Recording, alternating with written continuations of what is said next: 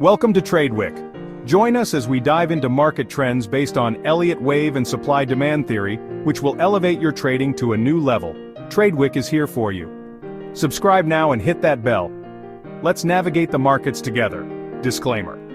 The information provided on this channel is for general informational and educational purposes only, and does not constitute financial, investment, or other professional advice.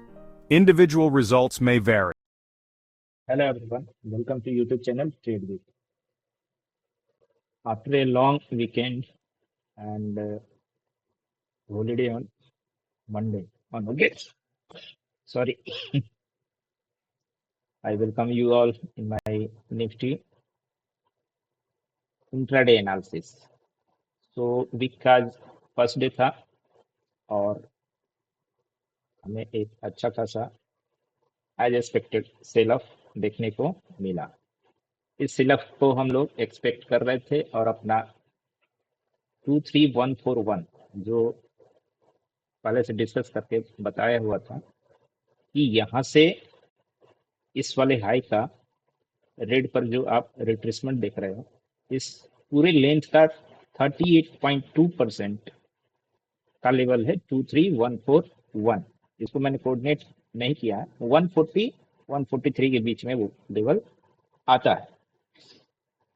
इस zone के साथ में क्या क्या यहाँ पर Confluence बन रहा है वो पहले डिस्कस कर लेते हैं, फिर क्या वेव बन रहा है उसको भी डिस्कस किया जाएगा।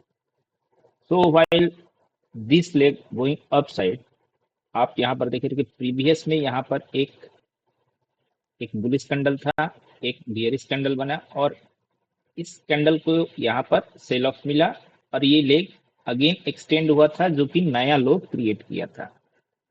बट यहाँ पर प्राइस जाते समय यहाँ पर नीचे कहीं कोई कंसोलिडेशन नहीं बनाया। सो सप्लाई डिमांड की थ्योरी में इस ब्लॉक को क्या बोला जाता है, आप काइंडली थोड़ा सा गूगल करके आप मुझे कमेंट करके जरूर ही बताइएगा। एंड जब भी ये एक्टिविटी होती है without consolidation and a clear breakout of this block, then price maximum chances रहता है कि उस ब्लॉक को आके रिविजिट करता है। सो एक तो उस लॉजिक के अकॉर्डिंग ये हो गया। सेकेंडली वेव के एनालिसिस के अकॉर्डिंग इस पूरे लेंथ को जब हम रिट्रेसमेंट डालते हैं पूरे लेग पर तो 38.2% आ रहा है, जबकि अगर हम इसे एक अभी भी 1 2 और ये ऑल गैप्स के नेचर में मोमेंटम के साथ में गया है, तो इसलिए इसे अभी भी हम थर्ड ही मान रहे हैं, एज्यूम कर रहे हैं, और ये फोर्थ, यहाँ से हम एक फिफ्थ एक्सपेक्ट कर रहे हैं और समटाइम्स वो अनफोल्ड होना चाहिए। ये ऊपर का वेब फिक्स का एक्सपेक्टेशन कब हमारा डिमिनिश हो जाएगा, जब कि क्लोजिंग इसके नीचे आने लगे। कंफर्मेशन कब हो जाएगा, जब क्लोजिंग इसके नीचे आ जाए 22918.25। तो इस पूरे वीक में फर्स्ट ऑफ ऑल ध्यान रखना है कि ट्रेडिंग कहाँ हो रहा है, 23141 के ऊपर हो रहा है या नीचे हो रहा है। नीचे हो रहा है तो पहले आप एक लाइट शॉर्ट ट्रेड लेकर चलेंगे फॉर विच लेवल 22918.25 के लिए। यहां से इस ब्रेक के साथ में आप देख रहे हैं जो यहाँ पर चैनल अप्लाई किया गया है ये भी ब्रेक हो जाएगा।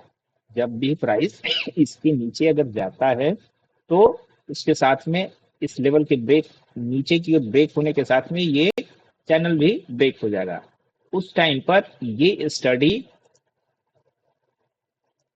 As A B and C convert हो जाएगा और उस केस में ओनली स्टडी अपना चेंज करेंगे हम लोग, व्यू अभी भी नहीं चेंज होगा अपसाइड का, बिकॉज ये समटाइम्स अपने वेव फिफ्थ का इंडिंग डायगोनल बना रहा हो जिसमें 3-3 का लेग बनता है। तो ए बी एंड सी मिलाकर यहाँ पर एक बड़ा ए बन जाता है और उसका decline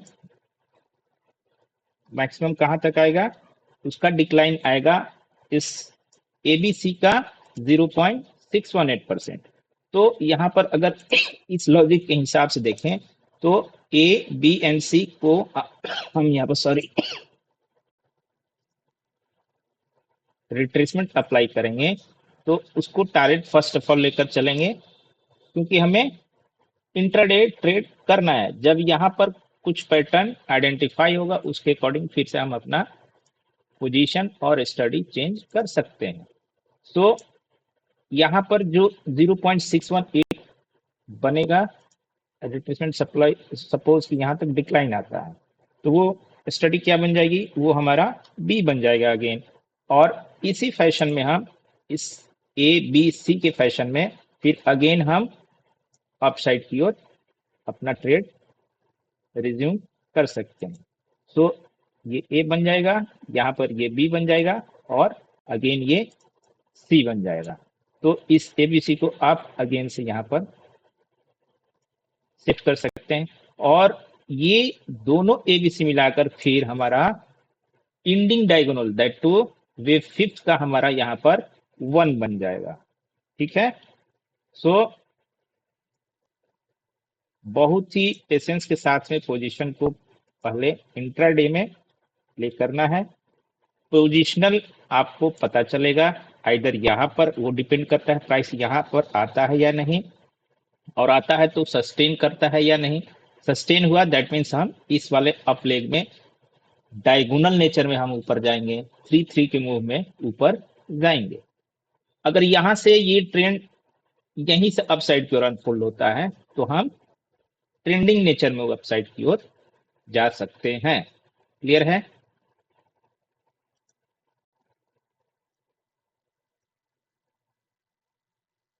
let me remove. Okay. सो अभी तक का क्रक्स क्या है कि अगर प्राइस 2314341 के नीचे ट्रेड करता है तो इंट्राडे में ओनली हमें पहले यहां तक का टारगेट करना है, यहां पर टारगेट बुक करना है। इसके नीचे भी अगर जाता है तो हम अगेन से इस लेवल के लिए शॉर्ट करते हैं, नियर अबाउट इसके ऊपर कहीं से, जैसे 918 है तो 23,000 का हमें एसएल रखना पड़ेगा, तब जाकर हम कहेंगे 300-400 का पॉइंट ग्रैब कर पाएंगे। क्लियर है।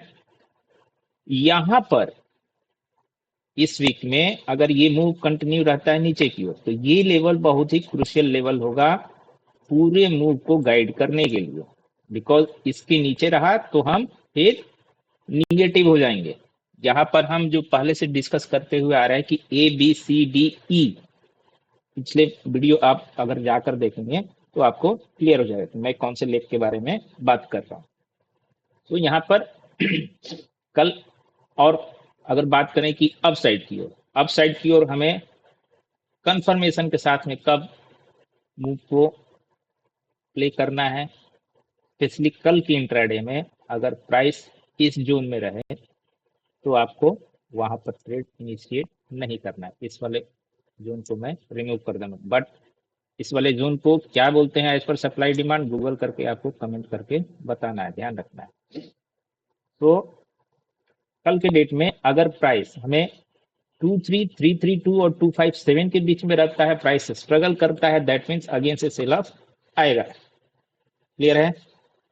तो एक कंफर्मेशन लॉन्ग कहां बनेगा, अपसाइड ऑफ 2332, या अगर थोड़ा सा आप रिस्क लेना पसंद करते हैं you may go with 23257, that means 260 के ऊपर आप लॉन्ग इनिशिएट करते हैं, वो रिस्की लॉन्ग होगा, माइंड कीजिए। सेकेंडली कंफर्मेशन के साथ कब जा सकते हैं, जबकि क्लोजिंग 2332 के ऊपर आने लगे तो आप लॉन्ग लेकर जा सकते हैं। उस केस में एसएल आपका 23260 का होगा, फर्स्ट टारगेट बनेगा आपका 23422, और ये निकलता है तो कंफर्मेशन आ जाएगा कि हम अपसाइड में कंटिन्यू है, वेव फेप में कंटिन्यू। सो ये हो गया स्पेशली इंट्राडे के लिए। अगर इस चार्ट को मैं 15 मिनट के टाइम फ्रेम पर कन्वर्ट करूं, सब कुछ को डिलीट कर दूं, अप्लाई आपको वैसे ही करना है और इसको लाइन चार्ट पर कन्वर्ट कर दिया, सॉरी ट्रेडिंग करना है तो लाइन चार्ट नहीं लेंगे हम। अब यहां से इस हाई से, सॉरी इस हाई से लिखने हुआ, हाँ, इस हाई से यहाँ का जो भी सेकेंड हाई बन रहा है ये वाला, इसको हम अगर कनेक्ट कर दें और उसको कॉपी करके नीचे के जो लोएस्ट लो लगा है वहां अगर प्लेस करें तो क्या देखते हैं, देखते हैं कि प्राइस अभी भी इस वाले ट्रेंड लाइन के नीचे ही ट्रेड कर रहा है। तो आपका बाइंग कब इनिशिएट होगा, जब भी प्राइस इस वाले लाइन के ऊपर जाएगा तभी जाकर आपको बाइंग इनिशिएट करना है। क्लियर है? बट वो आपका रिस्की ट्रेड होगा। फर्स्ट हाई निकले आप वेट कीजिए, सेकेंड हाई निकले तब जाकर इस सेल ऑफ के बाद आप बाइंग करेंगे तो वो आपको प्रॉफिट देगा, एल्स आप ट्रैप के शिकार हो सकते हैं। तो always go with confirmation trade, जब कंफर्मेशन आ जाए तो ट्रेड इनिशिएट करना है। यहाँ पर सेल ऑफ यहाँ से कंटिन्यू आया है, ये हाई है, तो आपको ऐसे सिंपली रिट्रेसमेंट अप्लाई कर लेना है और ऑन रखना है 23 एंड 32, टारगेट रहेगा आपका 0.618। तो प्राइस वही सेम लेवल 256 260 के ऊपर अगर जाता है तो आप 331 को पहले टारगेट कीजिए, और इसके ऊपर अगर मिलता है तो 442 450 को हम टारगेट करेंगे। यहाँ पर अगेन से ये वाला ट्रेंड लाइन रेसिस्टेंस दे सकता है और सेल इसी जोन से आया हुआ था। तो पोजिशनल बाइंग आपकी कब बनेगा, इनिशिएट होगा जब 23450 के ऊपर ट्रेड क्लोज करने लगे। डाउन साइड के लिए कल का अगर ये लो ब्रेक होता है तो जो 918 डिस्कस किया है 22918, उसके लिए आप ट्रेड कर सकते हैं। और 918 तक जाने में आपको 23050 लेवल बहुत ही ज्यादा इंपॉर्टेंट होगा। समटाइम्स प्राइस वहां पर एक पॉज ले, वहां पर इस टाइप का कंसोलिडेशन बनाए, इस टाइप का कंसोलिडेशन बनाए और फिर जाकर नीचे फॉल कंटिन्यू, अगर फॉल कंटिन्यू होता है तो 75 मिनट के टाइम फ्रेम पर एक चीज और बताना रह गया, ऑन RSI ये पॉइंट अगर हम 1-2 माने या A-B माने तो इसके करस्पॉन्डिंग सॉरी RSI ने कहाँ लो बनाया है। तो 75 मिनट के टाइम फ्रेम पर आपको अगर आप जाकर ध्यान से देखेंगे तो इस जोन का ये RSI लोएस्ट लो है। तो कभी भी प्राइस इसके नीचे आए, इस वाले ट्रेंड लाइन के नीचे आए और इमीडिएट ही, जैसे मैंने यहां पर बताया था कि इमीडिएट ऊपर की ओर अपसाइड की ओर टर्न हो जाए, तो वहां पर आप एक कॉशियस लॉन्ग इनिशिएट कर सकते हैं, लाइट पोजीशन इनिशिएट कर सकते हैं। क्लियर है? बिकॉज वो RSI का नेचर होता है। सिमिलर बिहेवियर आपको यहाँ पर दिख सकता है। यहाँ अगर ये 50 को जस्ट क्रॉस करे और इमीडिएट 50 के ऊपर अपना मूव कंटिन्यू करे तो वो एक साइन होता है कि बाइंग स्टार्ट हो गई। तो होप आपने लेवल्स नोट कर लिए होंगे, मूव आपको क्लियर होगा।